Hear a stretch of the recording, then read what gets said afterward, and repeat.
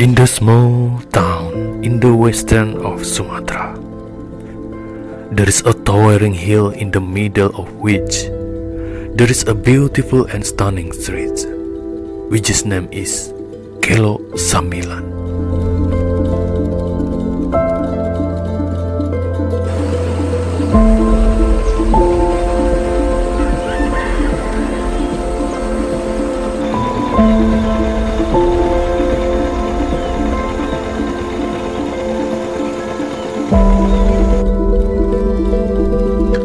Indonesia is a country that has abundant natural wealth, marine wealth, forests, culture wealth, and the hospitality of the people,